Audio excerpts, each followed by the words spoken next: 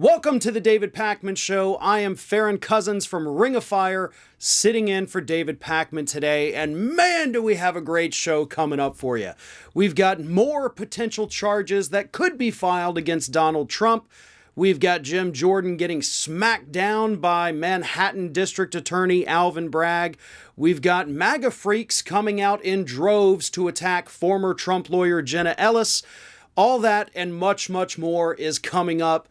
So let's jump right into it.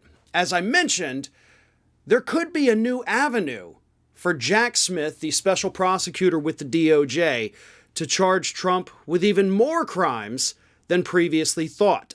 Thanks to a ruling last week, a 3-judge panel actually overturned a lower court judge, Carl Nichols, who was appointed by Trump.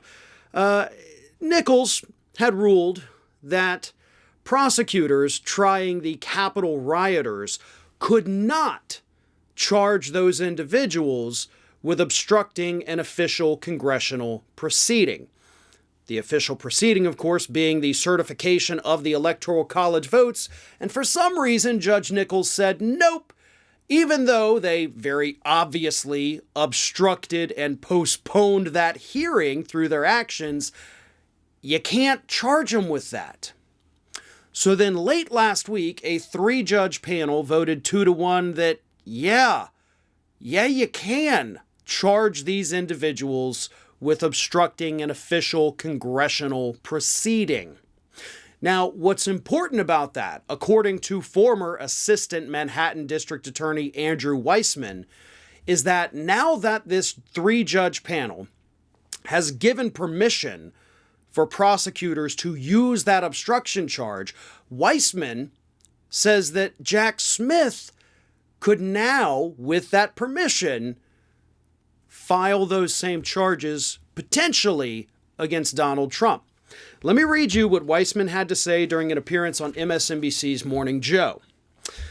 This is really a gift for Jack Smith because, as good as it is for the Washington, D.C. prosecutors who have hundreds of pending cases who want to know that this is a charge they can continue charging, Jack Smith is going to be thinking about this obstruction charge with respect to the former president. There's nothing better for Jack Smith than to know that this has already been approved by the D.C. Circuit, meaning he can charge it, and, unless the Supreme Court disagrees with the D.C. Circuit, he knows that this is a rock-solid, legal rock-solid charge, that he has to prove it factually, but getting the sort of pre-clearance is unusual to have, and he has to be happy that the court ruled that this is a charge that will stick for any potential charge he is thinking with respect to the former president. A lot to take in, right? Let me distill that down to its most basic components. Obviously, the first thing you have is the United States Supreme Court. It's likely this will obviously be challenged and head to the U.S. Supreme Court, at which point the justices, most likely, given the magnitude of this charge, I don't think they'll take it up. I think they'll look at that 3-judge panel ruling, 2-1 vote, and basically come to the decision, we don't want to wade into this. If they come to that decision, they will say, nope, we are not taking the case. The D.C. Circuit's decision stand. That clears the way for Jack Smith, of course, to hit Trump with these obstruction charges. If they choose to take it up, God only knows how that's going to end up, right? We have seen this court absolutely railroad legal precedent. We don't know. So there's a big question mark over that. So 50-50 chance they take it up. Then if they take it up, 50-50 chance there that they rule that, yes, you can charge these individuals. So let's assume for a moment that Jack Smith gets the clearance, the Supreme Court either doesn't take it up or rules in favor of the D.C. Circuit, and Smith can charge Donald Trump with obstruction of an official proceeding. That's a relatively minor charge compared to obviously everything else that Jack Smith is investigating.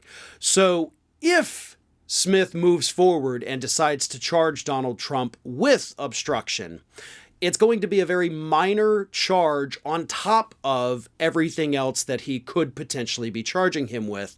So it's basically a way to just kind of pad everything a little bit more. But I don't think that's where Jack Smith is really wanting to put all of his chips. Because to me, what I'm reading into this is that if you can charge any of these people involved in the events of January 6th with obstructing an official government proceeding, that is something that Jack Smith can then use as a bargaining chip against any of the individuals who may not want to cooperate fully with the investigation. Maybe we want to plead the fifth. Maybe we don't want to come talk to you. Maybe we want to challenge these subpoenas. Of course, we've seen all this happen so far to no avail on the part of most of the people that have been subpoenaed. But this would give Jack Smith a really great bargaining chip because it's a fairly simple and easy charge to prove. And it's also something that most prosecutors would not want to waste their time pursuing.